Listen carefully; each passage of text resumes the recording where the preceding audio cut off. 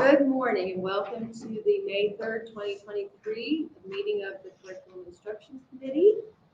And do we have no public? So I assume no public comment unless somebody sends something to you. If you are here, we have remotely Mr. Jason Johnson and Ms. Nancy Allen. Were there any additions or changes to the minutes?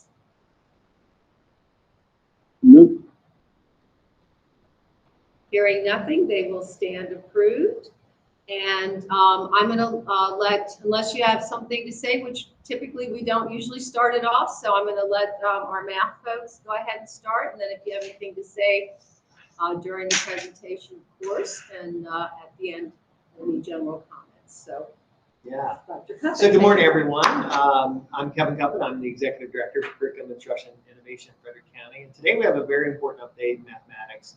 I think it's not a surprise to anybody that the pandemic had a significant impact on math achievement for our students, not only here in Frederick County, but across the state of Maryland and nationally. We were at a meeting last night with the state superintendent, and the focus of that meeting was around literacy. And he had pointed out that literacy achievement is almost rebounded to pre-pandemic levels. Now, he also pointed out we have a lot to do because the scores were certainly not where we wanted them to be pre-pandemic. And we've done a lot of good work in that area, including adding some comprehensive programs. We added Into Reading this year in grades 3 through 5. Next year, we'll be adding Open Court in grades K through 2. So we've very much committed to literacy. And today, Ms. Myers and Ms. Sisler are going to talk a little bit about that same level of commitment to an area that's actually been more impacted by the pandemic, and that's in mathematics. And so you're going to get an elementary and a secondary update. They're going to talk about the addition of comprehensive mathematics programs to our district. They're going to probably touch on the blueprint, which points us in that direction very clearly. So at this time, I wanted to thank them both and their teams for their efforts. These are going to be big projects, and I know they're up for it, and a lot of planning has already been in place and has been undertaken, so we'll let them share that. So I believe Ms. Myers, our curriculum specialist for elementary mathematics, is going to take the lead. So thank you, Beth. Good morning. It's certainly nice to be here and talk about mathematics at the elementary level. I am, for those of you who are not aware, I am Debbie Myers, and I am in my 39th year of serving children in Frederick County. 30 of those years, I served as either an assistant principal or in a principal position throughout the county. 7 years ago, I came to the central office and landed in one of my curricular loves, being elementary mathematics. So I am so very glad to be here this morning and talk to you about the work that I do with Jenny Clausen, who is my teacher specialist, as well as about 40 elementary math specialists who reside out in our buildings. The very first thing I would like to share is a message of gratitude. I would like to share the fact that we do recognize and acknowledge with great appreciation the work of our teachers, our specialists, our administrators, support staff, our central staff, and leaders, and our Board of Education. So thank you very much.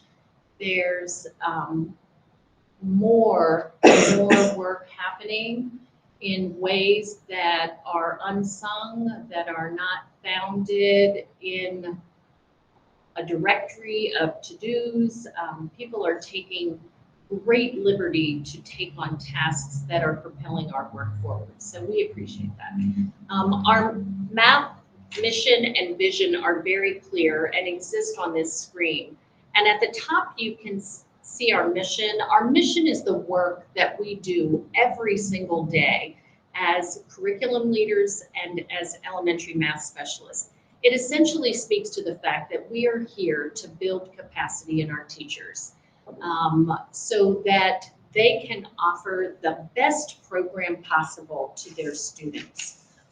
Our vision is there as well, and it really speaks to the fact that we envision our students leaving our elementary schools being prepared, being confident, being flexible math thinkers who really can persevere and efficiently solve problems. We understand the importance of productive disposition in mathematics as it relates to pathways that students enter as they continue to pursue higher level mathematics. So, and you'll see that, I believe, right here on this slide. When we think about our guiding outcomes and our work, not only is our mission and our vision our daily guide, but this sense of mathematical proficiency, which was built in 2001 by the National Research Council in a document called Adding It Up. And it really speaks to 5 components of mathematical proficiency. And you see the productive disposition sitting right there in the corner. Seeing math as sensible, useful, and doable. We are all very aware that career link requires students to be productive and proficient.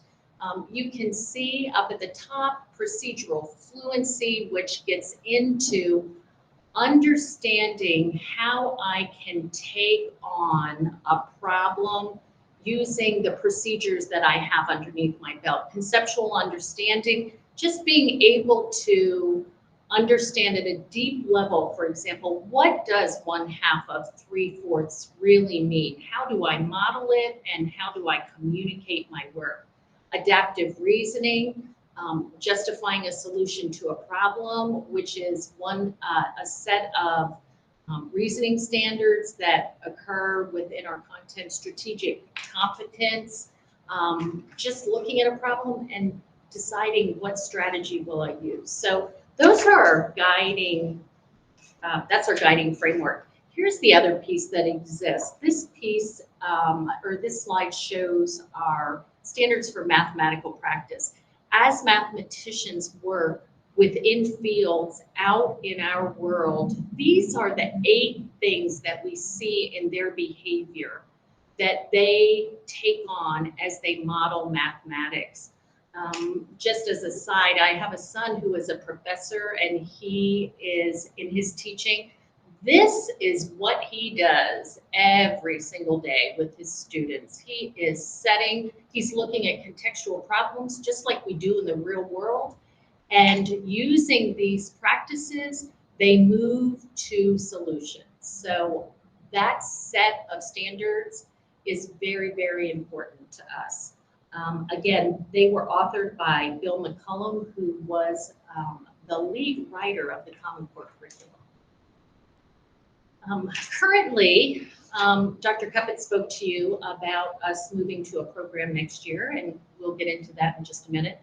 Currently, our program exists for pre-K through 5 students, and our program is aligned to 3 sets of standards: content standards, reasoning standards, and modeling standards, as well as the standards for mathematical practice, which you just saw. Content speaks to those mechanical kinds of problems that we work. 424 divided by 24. That's how to measure the perimeter of a floor or a shape. Reasoning and modeling standards get into the thinking about how I communicate with math, how I analyze math, how I synthesize my work. So for example, a reasoning standard number 1 speaks to a child's ability to see either a picture model or a concrete model and determine whether or not that model pictorially is representing a symbol. Modeling speaks to how it is we are essentially using our practices to model mathematics and solve problems. Currently, we use a spiral curriculum within a unit approach. We have in every grade level somewhere between 8 and 12 units per year. The units and all of our resources are housed within our Curriculum Now site. We have a group of 6 guidewriters who are just the absolute best that monitor that take care of that. that post to that, as well as Jenny and me. There are things you see there, pacing charts, planning resources, student-facing resources, formative tasks, our quarterly assessments, data review resources, and family resources. Ms. Myers, if I Yes. could just jump in. Sure. Use the term skywriter. And that's kind of a legacy term we've had in the That's right. curriculum writing world. And those are basically folks who have a really good grasp of the use of things like our Schoology and our digital tools. And their job is to take that, basically what would be considered a paper curriculum and bring it to life in our digital space. Is that a fair assessment? Thank you. All right, you're Very welcome. much. I Yeah. appreciate that.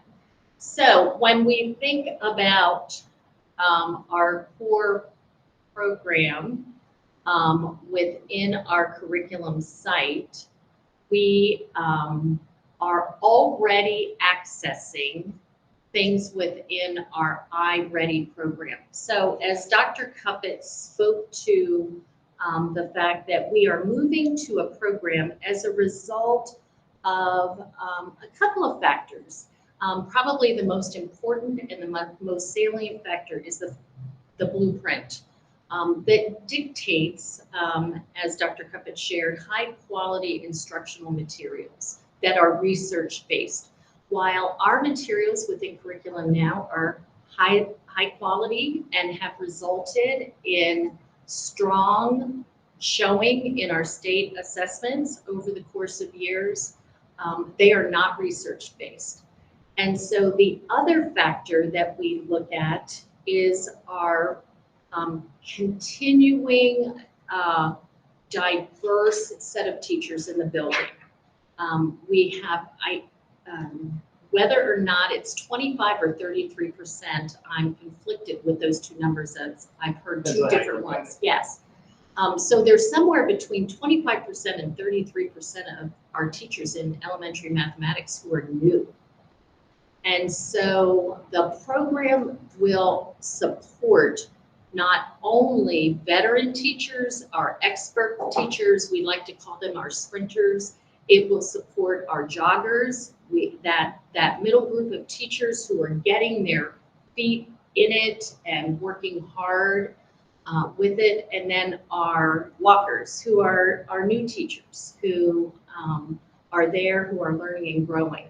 And so we decided to set up a group, a multidisciplinary group, last year to review programs. And we reviewed 3 programs. We reviewed Into Math, which is the HMH Reveal Math, and Ready Classroom.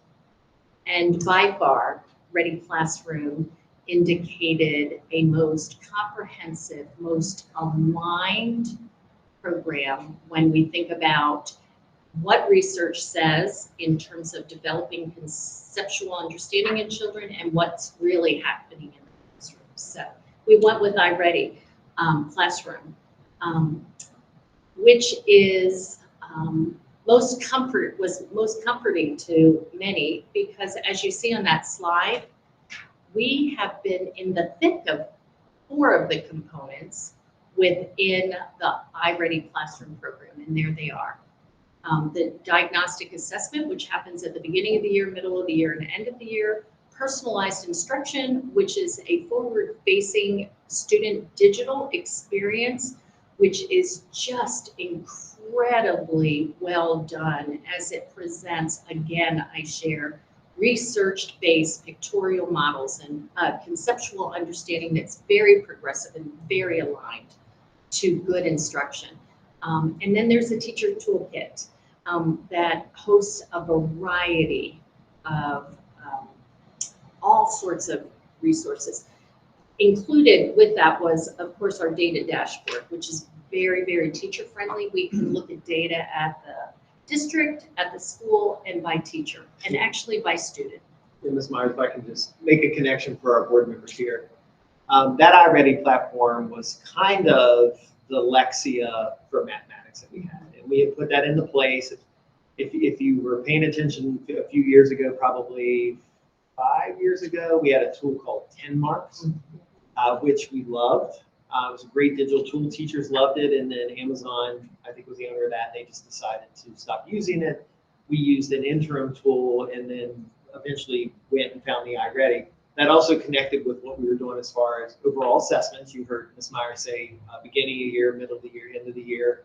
We also do that with iReady as our third-party researched, validated assessment in ELA as well, because the previous tool we were using went away.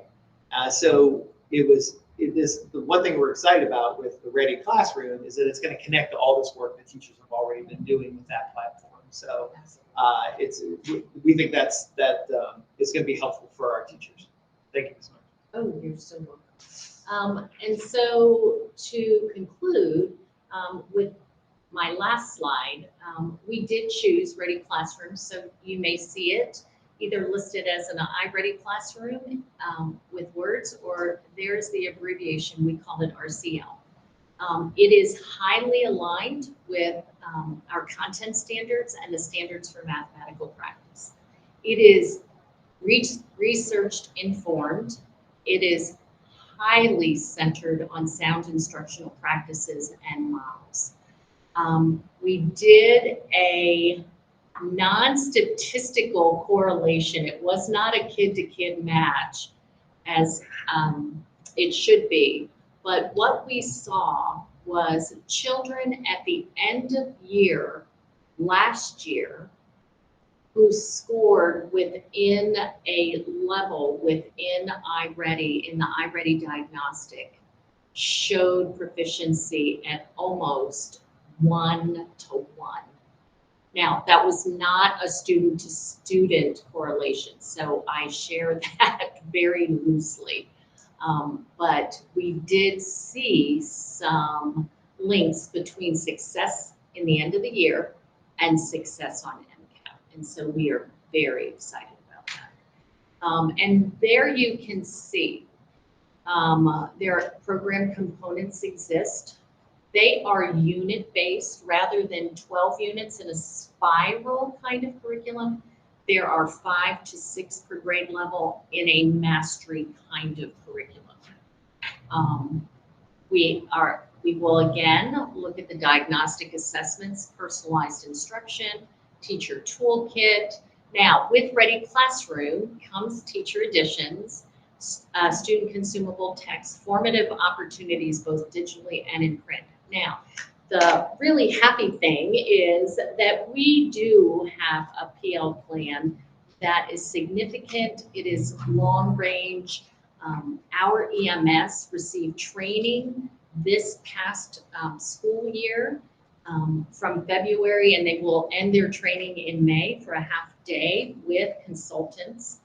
We have actually initiated an unbox event in our schools, and we provided an unboxed document, celebration, recommendations for teachers now as we speak in May, sometime in May, to receive their text version of the teacher edition along with a unit, an unpacking of the unit guide.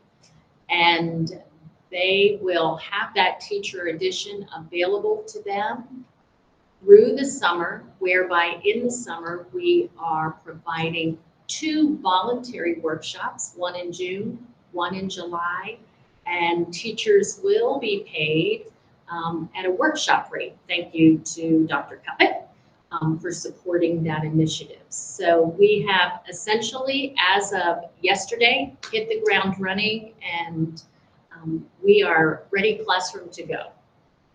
So, You have a couple. do I? Oh, thank you. Oh, That's, I think. thank you, thank you.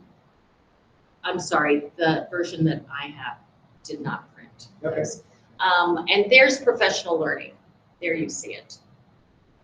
When we think about professional learning inside of our work, inside of our EMS work, we certainly take on professional learning with our math specialists. We have a leadership team of 13 people who work directly with Jenny and I in all things related to program decision-making, implementation, just that brainstorm of a very strong group of instructional leaders. Jenny and I go out and do demonstration lessons. I was fortunate enough to go do a problem-solving lesson in first grade about 3 weeks ago at North Frederick Elementary. And I'm telling you what, I come back to work and think, I just really need to go back to be a teacher. I want to go back and be a teacher again. We also provide support in the accelerated learning process, whereby we lead and model planning sessions for schools. We have data review sessions with schools. We work with our principals. We have weekly newsletters. We do classroom observations, and we have our new iReady Classroom Comprehensive Plan in place. Summer curriculum writing will be very busy this year as we plan for the execution of such. We'll be looking at Elevate resources and just continued work and because we do have some wonderful resources which will support the work in Ready Classrooms. So there needs to be a realignment of those. And we do pursue work with our new hires as well. We provide information through Schoology, the Performance Matters platform, and we are on call every single day for daily customer service. So the board is clear. I don't know if you said this in the presentation, but the implementation of mathematics is at grades 3 through 5 next year, because K through 2 teachers will be implementing the ELA program, and then K through 2 will do mathematics in the following school year. Yeah. Do you have any questions for Debbie? Mr. Johnson, Ms. Allen, any questions? I have some short ones. They're going to be a little bit in the weeds, so feel free to say I can get back to you on that. But I just asked them. Thank you for presenting. It was actually really excellent. I have questions on our approach to mathematics elementary. It's very foundational for kids going forward. And are we still allowing kids to work dichotomously with matrix and carrying over values? Are they only focused on one form of approach with math? So like when they're adding values or multiplying values, my daughter was in school, we were doing what's called matrix line for math. And the matrices were very cumbersome, and they didn't carry over well to higher levels of math. Are we still allowing students to carry their one in mathematics? Okay. I am going to, the sound quality here. Can you make sure you repeat that? Yes, Yeah. the sound, yes, I was planning to Thank do you. that. Yes. Thank you. So I am hearing you question whether or not we use a type of matrix to take on computational work within either addition or subtraction, whereby students need to regroup. You use the word carry a one. Is that correct? Yes. So I want to know if that's going to be taught as a sole form or is it dichotomous or in both ways? It's kind of it's foundational.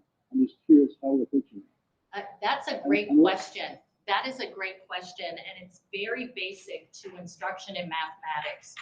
When we teach students operations, that what you speak of is a standard that lies within a domain of operations and algebraic thinking.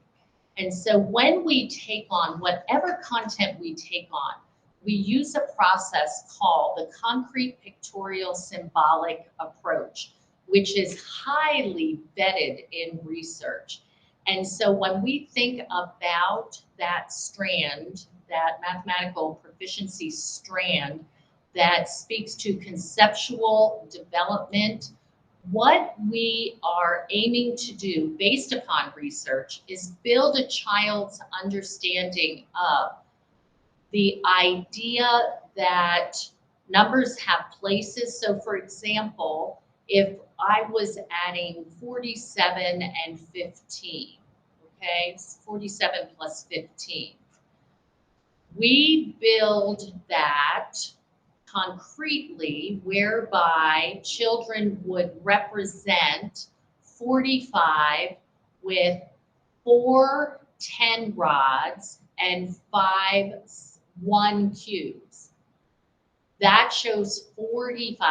So if we were to, or 47, if we were to add 15 to that, the child would then manufacture and construct 15 with 1 10 rod and 5 cubes. This happens in first grade. This is a first grade standard. So then what we do is allow children to understand that within the realm of place value, and at first grade, we just simply say, there is a math law. We call it the math law because we're not getting into base 10, the base 10 system. So children would have to regroup, they would have to look at that, they would count that, they would come up with an answer of 12. They would regroup that into a 10. They would trade those 10 cubes for 1 10 rod, place a 10 rod, and their answer would be indicative of 62 or 52. I said 47 and 15. Did I? Yeah, it would be 62. I'm sorry. Yeah. So existing on that side, there's already 4 rods and then 1 more rod for 15. And so I'm trying to picture that in my head. I know, that's what I'm Yeah, doing I know. too. I can see Miss Yoho is working right along with me. Then what we do is move that, we transition that to a picture. So boys and girls mathematicians don't have rods and cubes in their pockets, but what they do have is a pencil and a paper. And so we use a place 10 mat, or we use a base 10 mat, and we draw those bars and we draw those little single cubes, and they collect a 10 in a circle, and then they move that over and draw another rod on the other side. They then work symbolically, simultaneously, so that they can see that that is 62. I now have 6 10s and I now have 2 1s. Now, what we do simultaneously with that at the end of first grade and in the beginning of second grade is move to what you're talking about, which is the standard algorithm, the traditional standard algorithm. So that's Excellent. Thank you. I was looking to see that. I know when my daughter was in school, she was transition to the lattice or matrix format, and there was time becoming where it wasn't dichotomous or tradition. What I'm hearing from you is that's not. right. And next question I had also a little bit of that your time for this. What are we doing in terms of innovating for fractions? The innovation happening at the kids struggle with that a lot. The Right. innovation happening with fractions. Right. So fractions, the same kind of, we take on the same kind of approach. So for example, if there's a problem that exists where Dr. Cuppet had a half a pizza in the refrigerator and he ate 1/4 of it, we dissect that problem down into a pictorial model where I am representing a half of a pizza, and I am taking 1/4 of that pizza within my pictorial model. So Dr. J, Mr. J, you speak so well to the need for the development of teachers within this framework of conceptual understanding of mathematics and how to teach it. So I would like to say to you that hopefully our schools are working within that ALP process, within the planning portion of the ALP process, to develop understanding of teachers, because your little people, our little people, are only as strong in mathematics as the instruction that is happening in the classroom. Absolutely. There is that, I am cutting to the chase.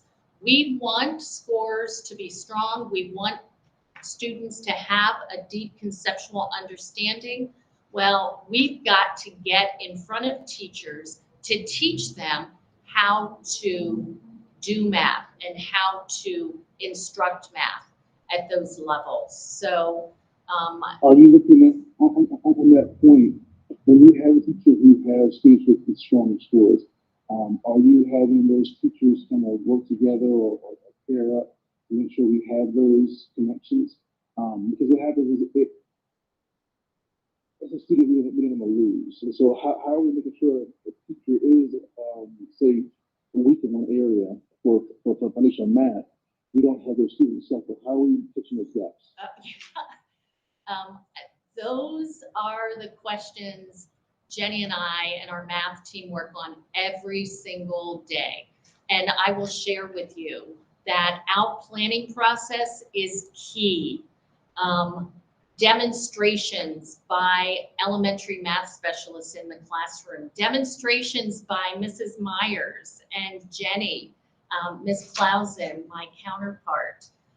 It is about learning and growing within a professional learning framework that is where my heart lies. I was a principal for a very long time, and I knew the key to success was teacher learning and teacher efficacy within a content area. And that is why we have a mission that speaks to building teacher understanding within content. I wish I could say I had the magic bullet to provide the time and the expertise that's needed to train up our teachers. And so the point you make is one of the reasons we have gone to a program. Right there, you pretty much culminated my presentation with that question. So thank you. So, that's speaking that way. I have one more question for you. For students who transition from the elementary school going on to middle school, they be deeper in sciences. And science actually uses metrics. So how are we preparing for early on to kind of catch metrics and not like stifle and stump that when they move over into the metrics and the sciences? That's right. Metrics and teaching metrics and elementary so they can use it in secondary. Metric systems. Right. Is that what he's, Right. okay. Right. Good. Yeah.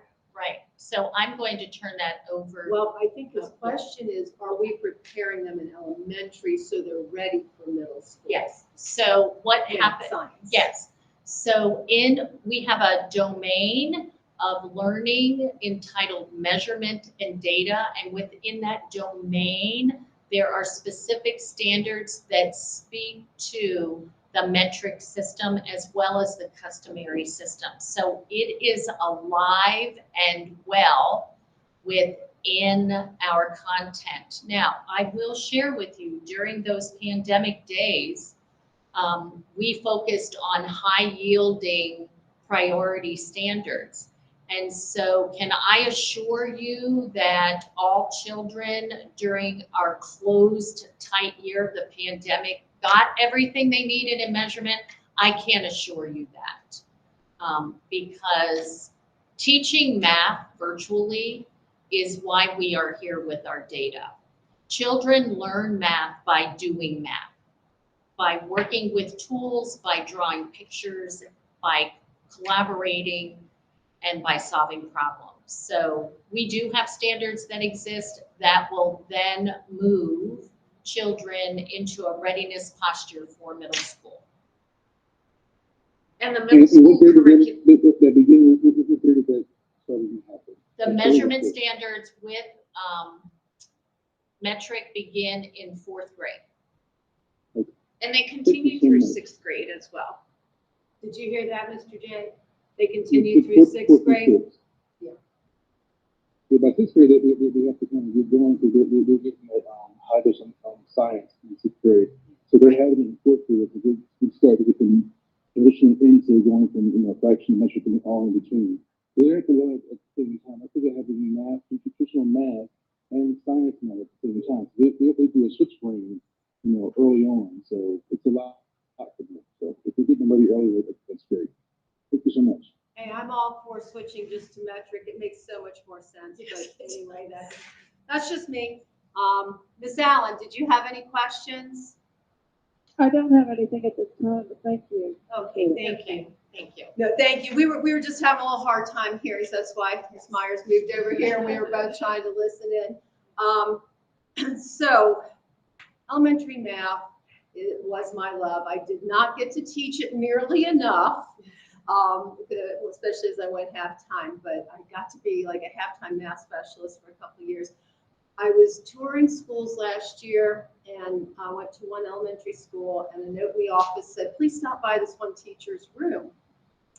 And they said, did you have her as a student? I said, I had a boy with that last name. Turned out it was her brother. And he's now 24 and an engineer, which didn't surprise me. This child was probably gifted in math. What I hadn't realized is he hadn't thought he was good in math until 5th grade. And I don't remember knowing that. But he would get up to the board and figure things, and I'd just look at him and go, I have no idea what is going on in your mind, but you consistently get the right answer, so you go for it. And so I don't know if other teachers were trying to make him do it their way, but by 5th grade, he put it all together, and unbelievable. So the fact that he's now an engineer is just not surprising. I was like, yes, I knew I was good at teaching math. You know, it's that idea of the whole sensible, reasonable, does that make sense? And I'll tell you, my father's a retired nuclear physicist, so I had both, you know, kind of rebellion to science, but also that math. And I can just remember we lived in Switzerland when I was in 9th grade because my dad was at CERN lab. And I just wasn't getting, when Mr. J talks about matrix, we use matrices. Like I never did some of that stuff again until college. But I'm like, I need to have algebra. And it was just like a dark tunnel. And, you know, and my father and I fought a lot. And anyway, so math was not happy. And then I was behind when we came back the next year.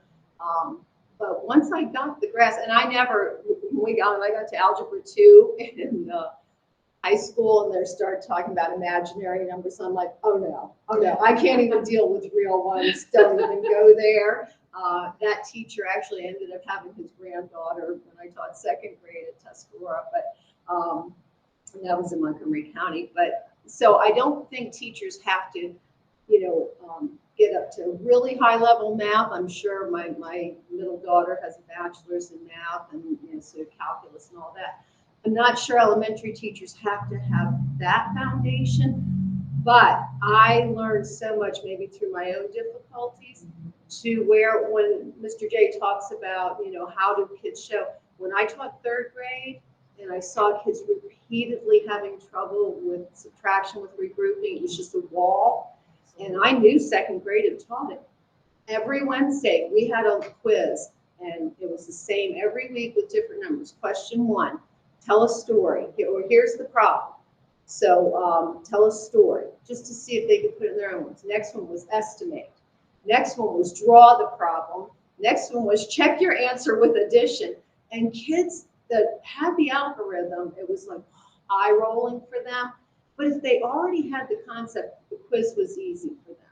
If they didn't, the algorithm did them no good at all. So I learned myself they had to have that underlying math sense, knowledge, you know, just what does a 10 and a 1? What are these place value things? And I also taught Chris Korn's daughter. That was a little scary one year, but he was very nice about it.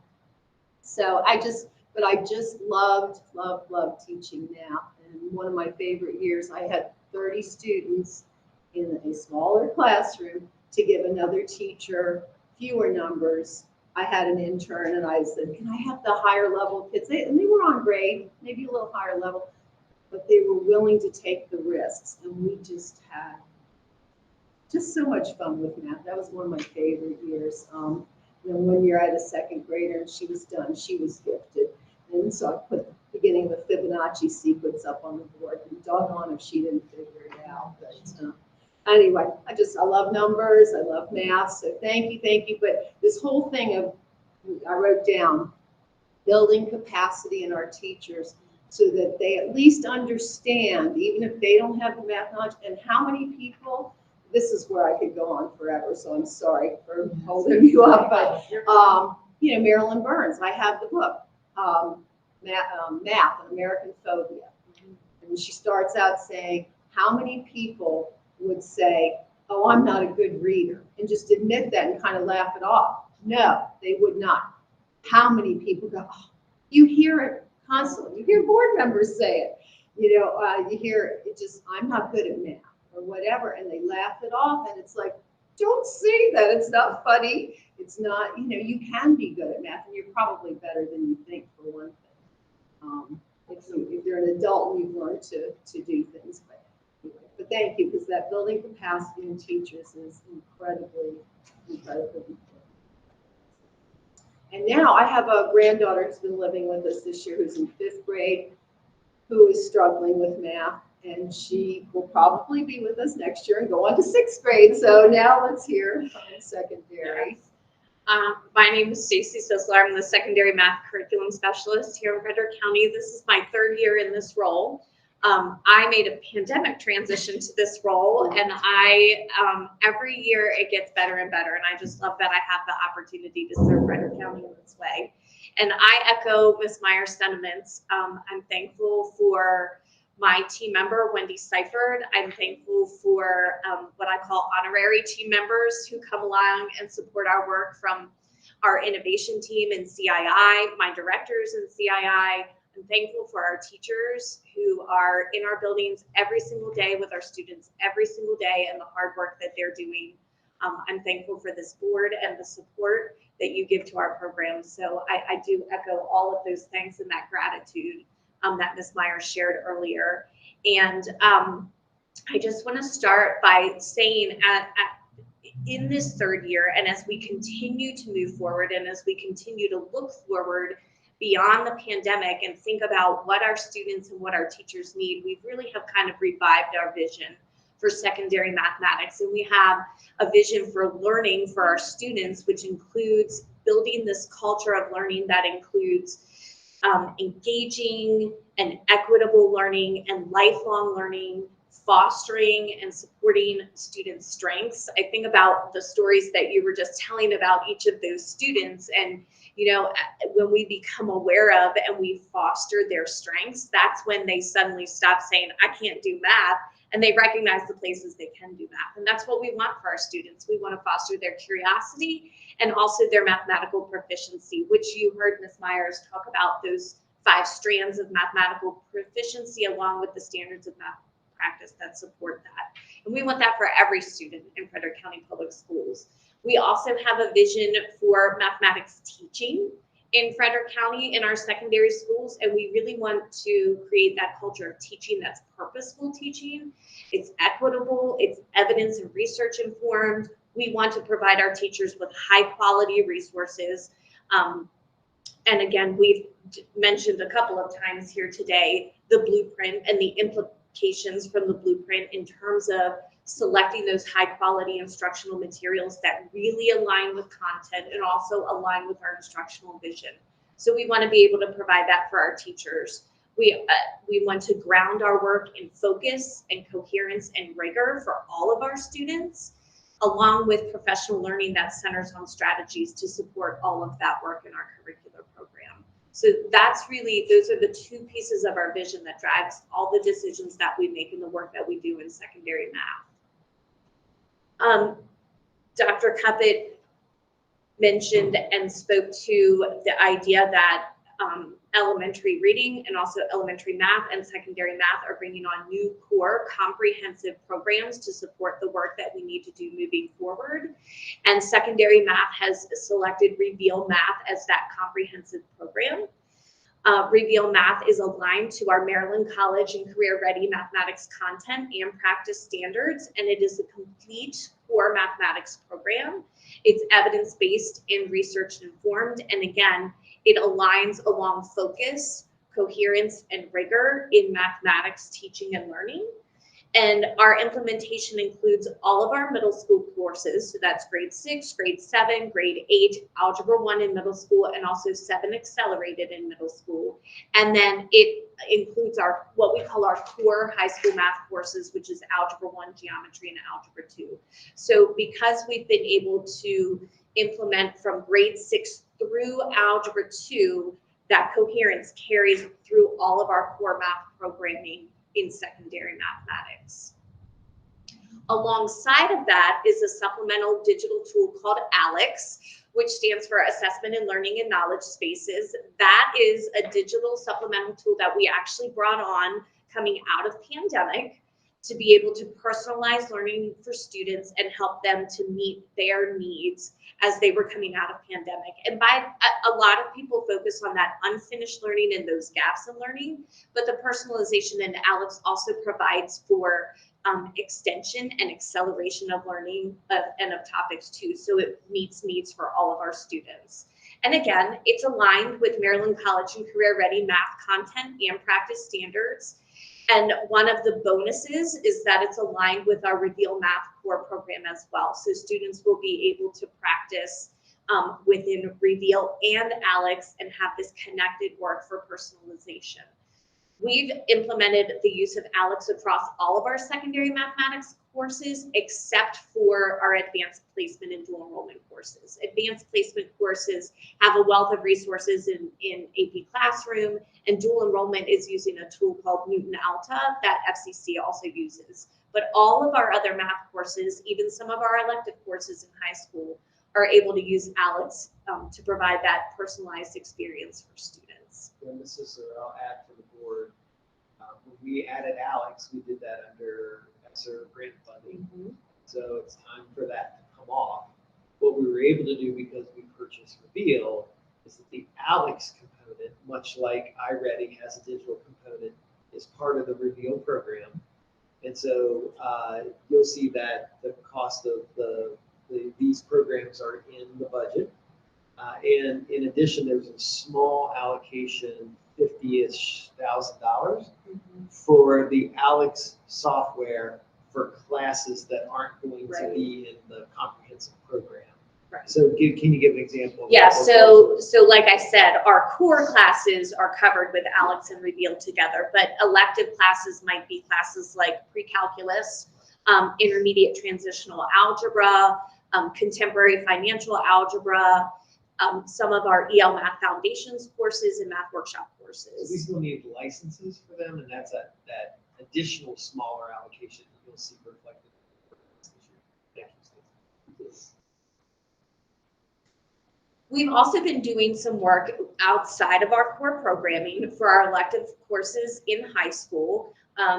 Back in March, I believe it was, when we did some course updates.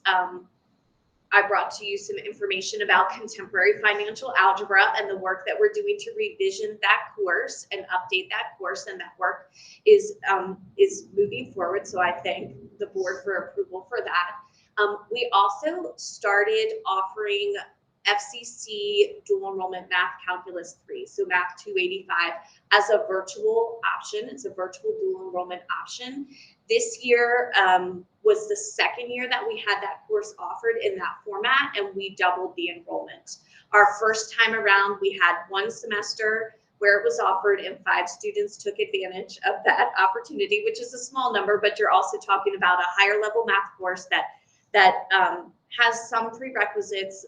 You have to have some Calc 1 and 2 before you get to Calc 3, things like that. But this year we were able to offer it in both semesters, and we had 15 students who took advantage of that course. So, 5 to 15, you've like tripled the number of students, and the word is getting out, and more students are becoming interested in that opportunity. So that's something that was really birthed out of pandemic as well.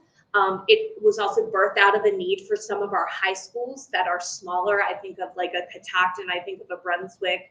I think of schools where they just don't have room in their schedule to offer a course with such a small number, that students across the county still have access and opportunity with this higher level elective course. So that's been exciting work.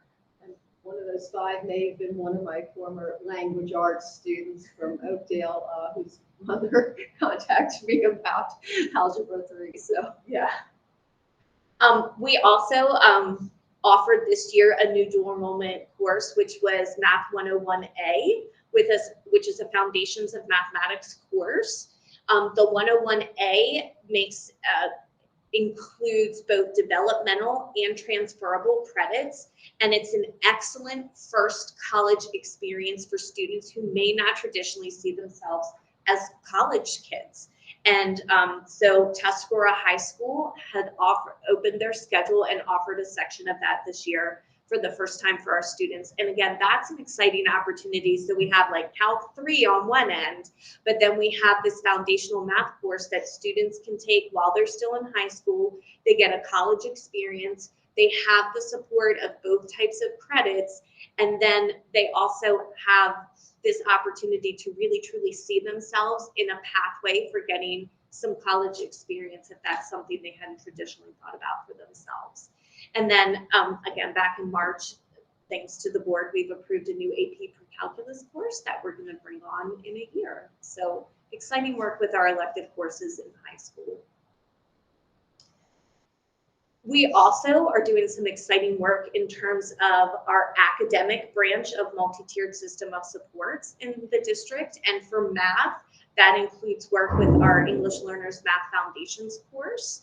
We've been collaborating with our EL department and also our SASE department for revisions for that curriculum to make sure we're identifying the appropriate students for that course, to make sure that the resources that we use there are also high quality, research and evidence informed, and aligned with our content and curriculum, and really work to support our English learners so that they can be in a grade level experience as soon as possible.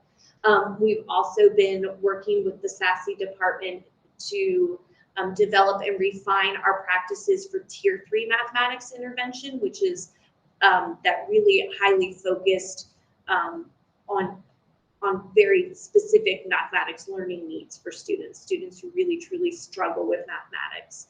And then again, we're going to bring on a year-long geometry option as an additional system of support for students in high school with their mathematics pathway should they need it.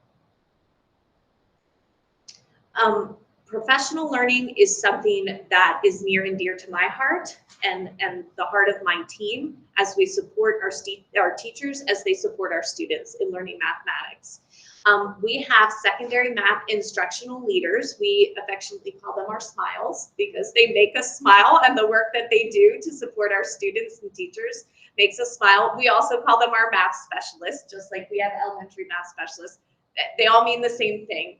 And we have a secondary math instructional leader at every single middle school and high school. This was our first year for having our high school math specialist, and that really truly has been a blessing, and it really truly is going to help us to be able to move our work forward in our high schools as well as our middle schools. When we meet with our instructional leaders, our focus is really on building their capacity and their around all things mathematics, but also their capacity around coaching. So again, they can go back to their school and they can support the capacity of our teachers, which then impacts the instruction and the achievement of our students. So during our monthly meetings, we have coaching moments, again, because we're trying to build that coaching capacity. We also give opportunity for collaboration in theaters. We sometimes split and collaborate middle school, high school, but we collaborate around things like articulation, developing resources, again, looking at students and patterns of where they achieve and where they don't achieve and how can we address that. We do a lot of data monitoring. Ms. Myers talked extensively about iReady and the data that's in iReady, and Alex provides us very similar kinds of data in terms of diagnostics, but also standards informed information and again, growth information as students work through course content. We talk quite a bit about MCAP and our scores and what those scores are showing us in terms of the instructional decisions and supports that we need to make and shifts that we need to make moving forward. We look at our unit assessments, which are part of our local assessment plan. And again, we take that information and we look at it together systemically, but then our math specialists can go back to their school and say, well, here we are as a school within these assessments. How's it going? What are we seeing with our students? Where are students excelling? Where do we need to focus more work? And so we do a lot of that data monitoring and have those conversations to build that capacity of our leaders to go back to their schools and have the similar conversations. We also have been doing a lot of work this year around ALP, Accelerated Learning Process Visits. That's our collaborative planning model in our schools. And Wendy and I love to go and be a part of those conversations and support that work in our schools. I have taken on several formal observations, I'll leave it at that, of our early career teachers. We actually have about 60 early career secondary mathematics teachers that we're supporting. Wendy works a lot with informal observations and classroom visits to help and coach those teachers before I ever get there for a formal observation. Our schools have been able to have opportunities to have department retreats where departments can have some time together to be able to really drill into the work that they're doing at the school level. And we've been invited to support those retreats as well. We've been able to help 4 middle schools and 2 high schools with the retreats that they have. And then a huge focus of our professional learning work right now is around the Reveal onboarding plan. And that started actually I don't even know if I can really truly pick a starting date, but really bringing the information to our teachers started as early as January of this year. We started with our math specialists as one group of stakeholders to introduce information to. They had training with our McGraw-Hill partners and our Reveal partners. We have pushed out video information to all of our secondary math teachers to explain the changes that are going to come with implementing a core program. One of those is really just the vision around that. One of those has been around the changes to scope and sequence that will happen. The next one will be about assessment and how our assessment plan will change and align with our core programming. And then the last will be to give teachers access to the first module that we are doing our curriculum work around now so that they can do some pre-planning. We also have opportunities planned for them to interact again with the McGraw-Hill and the Reveal team on their own through some virtual opportunities. And we were able to hold a collaboration night in March where 50 of our teachers attended to get that same initial training that Wendy and I were able to deliver for them. And so that's been exciting work. It's a lot of work, but our teachers are getting excited about the changes that are coming, which is good because change can sometimes be hard. But we know that the change is important for moving our students forward. I mean, Dr. Cuppett talked about our MCAP data for mathematics across the system and the state and really the nation. And we know this work is going to help us move forward. So it's exciting work that we've undertaken with this implementation. Questions for Questions? secondary math? Any questions for secondary math? Mr. Johnson or Ms. Allen? That was wonderful. Thank you so much. I have one question. I still wanted to statement rather. You mentioned before how you became flexible and innovative after the pandemic. I would say you were doing it beforehand. My student was currently taking textbooks to AP when it was sophomore, and that was able to happen because of the flexibility that what it showed. In middle school, I was in the big high school courses in class with support of Ms. Kerr at school. And so I think you've expanded upon what you were doing, but you were already making inroads with students before the pandemic. So thank you. Yes, thank you. Ms. Allen, any questions? I don't have any questions, but I do want to throw out a thank you for your presentation. Some of the information was a good reminder of what was presented before and with a little more detail. Appreciate it. Thanks. So I have just a couple of things. You talked about a financial, was it algebra? Contemporary financial algebra. Okay. Yes. everywhere I've gone in the last couple of years since we've been coming out of COVID, and that there are student panels, they ask for financial literacy classes. I know it's embedded. Okay, I'm going to go out on a limb. I'm not always super enthusiastic about embedding things, because sometimes I feel like you have to say, here's what we're teaching the students, and if you embed it, they go, did you teach us that? Because I kind of missed it.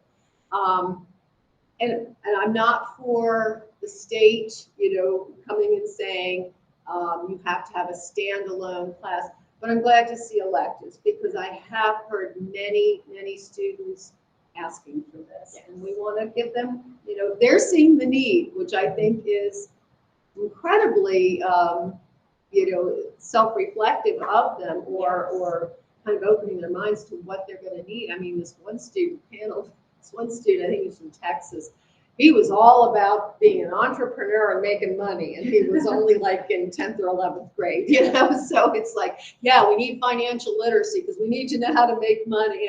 So, but he wasn't alone. He was just a little more straightforward. So I keep hearing this, so I'm glad to see. I'm not sure I understand exactly what modern algebraic financial literacy is, but good to hear it in there. And then, okay, so we keep hearing research informed. I feel like the dyslexia people talk to us a lot about research informed versus evidence informed. And you use both terms, and you pretty much alluded to it when you said it matches the results that we've been getting. So that's evidence. And so how do you see those two? Sounds like you want to see them work together, and like, what is your experience with using those two terms and using the two types of information that we get? If both of you can address that. So for me, and anyone can correct me if I'm wrong, for me, research informed is like the studies have been done. For example, there are reports in EdReports about the efficacy of the program along the strands that they measure the program for. So there are research studies to say, yes, this is an effective program. It's effective for math instruction. There's been achievement results. Evidence informed is really related to that. There may not be quite the same level of study, but we have evidence that those practices do impact what students do. When I think of evidence informed, I think a little bit more of the strategies that are embedded within the program, as opposed to the content and the organization of the program. So for example, productive struggle is something that I would consider an evidence-informed strategy. When we allow students to engage in productive struggle, it helps them tackle the mathematics in a different way. When we think of productive disposition, that's evidence-based. That's evidence-based dispositions that show when students have a positive disposition towards working through mathematics, then they're more successful with mathematics. So it's correlative. There's correlative relationships between those things and then what we see as a result in the classroom. Similarly, but with a bit of a different twist, as we study research within the realm of elementary mathematics, we study the strategies that are happening that move children forward in their mathematical thinking, their mathematical processes. So as Stacy talked about evidence being strategies, what we see at the elementary level is that within the research of Hattie or whomever, NCTM research, they don't necessarily talk about information related to correlative numbers between this strategy and this effect. At the elementary level, what we see is within the realm of research, this strategy. We need to think about, for example, mind-brain education has a host of strategies that is research-based. And so within MBE, for example, retrieval, we used to call it, when we were teaching, distributed practice. right? It is now called spaced retrieval. And so when we think about research in our field, we're thinking about all of those strategies that should be happening within the actual instructional program. So, for example, formative techniques for retrieval, conceptual development along the concrete, pictorial, and abstract framework. Then when we think about evidence, so we found evidence within that Ready Classroom prior to the pandemic that indicated that if children were within the program and scored here at the end of the year, then this would happen. So evidence more cause effect and research more applied teaching strategy. Yeah, I appreciate that, just because I'm feeling like we hear this a lot, and people will talk about, well, you can research something, but that doesn't necessarily mean you're getting good results. That's right. That's And so, exactly. as you both kind of talked about that. My last question is, we also hear a lot about, and this is not just for math, but you're here today. So we hear a lot about parents wanting access to what's being taught. So what is available, and I'm trying to get on my granddaughter's Schoology to have my own account, but I haven't. It's like I needed a 12-digit number that I was not sure where I was supposed to get, but so I haven't quite completed that yet. And I've gone into curriculum now, but I'm like, I can get on as a school system person. So what is available for the parents at levels? I can speak to that. At the elementary level, within our curriculum, or within our fcps.org site, if you click on mathematics, you can get to a unit-based newsletter for parents that outlines a wealth of information about the standards, about the strategies, the moves, the instructional techniques, and then the things that families can do at home. So that exists right now. A beautiful piece within our Ready Classroom is that for every single lesson, there is, quote, a connecting with parents one sheet that will be available both digitally and in print. So parents will be face forward with content every single week. And so we will highly recommend that they push that to our families. And similarly, within Reveal Math, there's also family communication that goes out about the learning that happens in each module within Reveal. Students will have consumable textbooks that they'll be able to interact with and take home with them and bring back to school, or tear pages out and take those pages home, so that families can see what they're doing, how they're learning the math, so that they can learn alongside them or support them at home with their mathematics.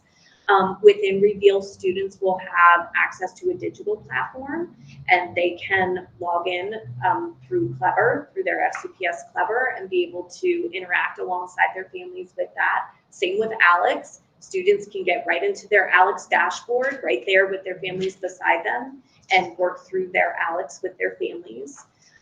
We have always encouraged open communication with our schools, first with the classroom teacher, but also with our math specialists, should there be questions about things like assessments or other instructional strategies that are happening in the classroom that families might not be familiar with, or just questions in general. We always encourage that open communication.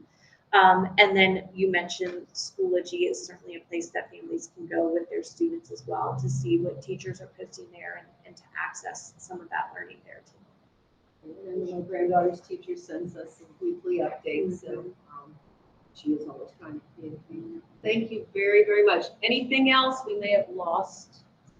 Nope. Mr. J, That's right. Mr. J always said he is an hour hard stop. Miss Allen, anything else?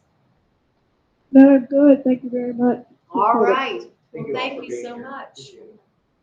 It was good. It was just math because we took pretty long on that, but I thank you very much. It's a big year coming up for me. Yes, yes. It deserved the time. So. Are there other curriculum? There are. There's, I'll I write a think couple there's down. ELA, but I don't know what it I stands for. My granddaughter and I had that discussion. What do you mean reading MCAP? It's language, yeah, it's the same thing. Thank you.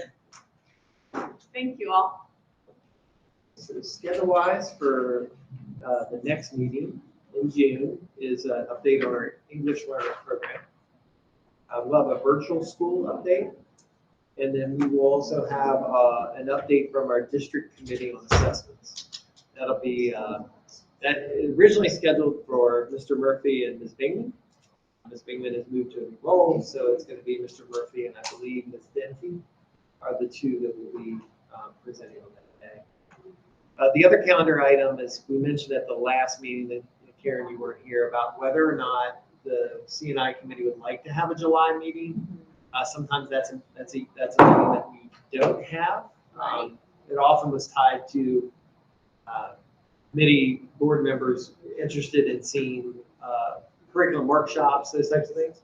So we're just looking for guidance on whether you'd like to have a July meeting. I'm sure we can find topics for you, or whether you would like to resume the schedule in August. Ms. Allen, we did discuss briefly about meeting in July. Do you remember if we came to a consensus? I think that we indicated that there was not a need for a meeting in July. That was my recollection as well, Yeah. so that we would not have a July meeting, Fantastic. and you'll give us the information on curriculum workshops. Yeah, and then the other thing that we were going to share about schedule is one of the things that Dr. Dyson has asked us to do is to make a better connection between kind of what we do in C&I and what topics you might be encountering as board members in the evening. And so one of the things that we were hoping to do was to work with our colleagues in the ACTS division to align those. And like one example might be, we felt math coming at this time of year made a lot of sense because of new programs. However, next year you might see that math comes in on a C&I committee when that evening you're going to talk about key performance indicators in math and CAP, right? So math and ELA might go in the morning, and then 3 of the board members would be oriented to the programs, and that would help you contribute to a conversation when we got into discussing student performance in those areas. So our thought is that the schedule might look a little bit different than the way it's looked in the past. And we just wanted feedback if that makes a lot of sense to you as board members, we can proceed with that. And, you know, we can, Nancy, you're going to be at this evening's meeting, right? That's correct. Yes. That is- So we'll touch base. It makes sense to me, but that way, since Mr. J's not hearing it, I'll touch base with them. But Yeah, and I don't think it'll be a perfect alignment, Ms. Yoho, but you know, if we can get in content to C&I committee, you know, before something comes up, it might be, you know, the meeting, the second meeting of the month is when something's coming your way, and C&I is in the first meeting of the month, and we'd be like, oh, now in 2 weeks you're going to see, and so we can kind of connect those things together for you. yeah, because I don't think it matters particularly to Yeah, us that's when fine.